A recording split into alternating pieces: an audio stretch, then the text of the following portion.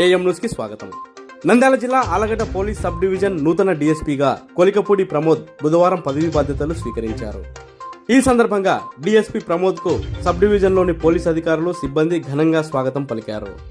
అనంతరం డీఎస్పీ ప్రమోద్ మీడియాతో మాట్లాడుతూ 2022 బ్యాచ్ కు చెందిన తాను గతంలో పాడేరులో డీఎస్పీగా పనిచేస్తూ ప్రభుత్వ ఆదేశాల మేరకు ఆలగడ్డ పోలీస్ సబ్ డివిజన్ కు రావడం జరిగిందని అన్నారు. గతంలో అనంతపురం పోలీస్ ట్రైనింగ్ కళాశాలలో శిక్షణ పొందడం జరిగిందని, ఇక్కడ తనకు 2వ పోస్టింగ్ అని తెలిపారు. తనకు ఇక్కడ పోస్టింగ్ ఇచ్చిన రాష్ట్ర డీజీపీ ద్వారకా తిరుమలరావుకు, ఉన్నతాధికారులకు ఆయన ముందుగా కృతజ్ఞతలు తెలిపారు. మహిళలు, బాలికల భద్రత, సైబర్ నేరాలపై ప్రత్యేక దృష్టి పెడతామని అన్నారు. ఆళ్లగడ్డ సబ్ డివిజన్ పరిధిలో శాంతి భద్రతల సంరక్షణలో రాజీ లేకుండా పనిచేస్తానని, అసాంఘిక కార్యకలాపాలపై ప్రత్యేక దృష్టి సారిస్తామని, నిబంధనలు ఉల్లంఘించిన వారిపై చట్టపరంగా కఠిన చర్యలు తీసుకుంటామని హెచ్చరించారు. స్థానిక సమస్యలపై అవగాహన పెంచుకొని సిబ్బందిని సమన్వయం చేసుకుంటూ ప్రజలకు మెరుగైన శాంతి భద్రతలను అందిస్తామని డీఎస్పీ ప్రమోద్ పేర్కొన్నారు. సబ్ డివిజన్ పరిధిలోని అన్ని పోలీస్ స్టేషన్ల పరిధిలో శాంతి భద్రతల పరిరక్షణ విషయంలో గతంలో కన్నా మెరుగ్గా పనిచేస్తామని, ఏమైనా సమస్యలు ఉంటే నేరుగా తమ దృష్టికి తీసుకొని రావాలని డీఎస్పీ ప్రమోద్ తెలిపారు. సైబర్ క్రైమ్ విషయానికొస్తే ఇటీవల కాలంలో సైబర్ మోసాలు బాగా పెరిగిపోయాయని, బాధితులు నిరక్షరాస్యులు కాదని ఆయన అన్నారు. ప్రజలు వారి మొబైల్ ఫోన్స్ కు వచ్చే లింకులను ఎటువంటి పరిస్థితులలో ఓపెన్ చేయరాదని సూచించారు.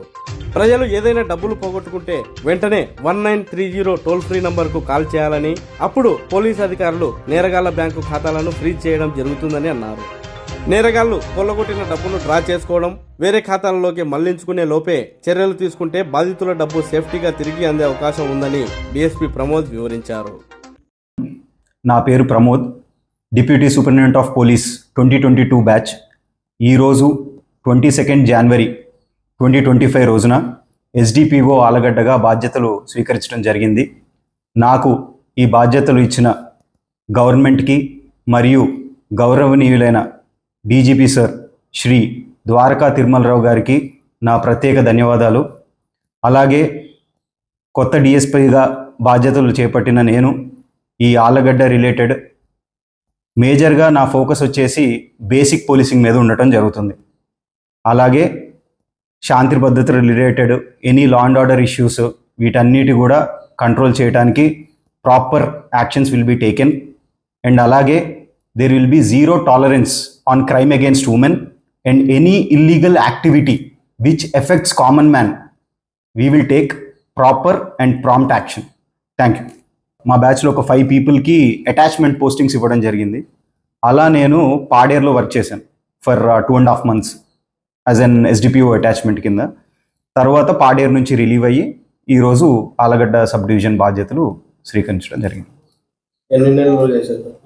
అక్కడ ఇట్స్ 2.5 months, పాడేరులో 2.5 months చేయడం జరిగింది. Guntur district and I was raised up in Visakhapatnam. So Rayalaseema it self is a new place for me. నేను ట్రైనింగ్లో భాగంగా పీటీసీ అనంతపూర్లో ఉన్నాను, but I never came to Allagadda. This is the first time. It is a new place, but even though what ever this a place, police is a police.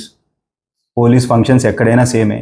So as an ఎస్డిపిఓగా ఏవైతే నా duties ఉంటాయో అవన్నీ ఖచ్చితంగా ప్రాంప్ట్గా చేయడం జరుగుతుంది. Recently cyber crimes related చాలా విషయాలు జరుగుతున్నాయి మన దగ్గర all over AP. Victims are not just illiterates, literates కూడా ఉన్నారు. చదువుకున్న వాళ్ళు కూడా చాలామంది డబ్బులు మోసపోవడం ఇవన్నీ జరుగుతున్నాయి.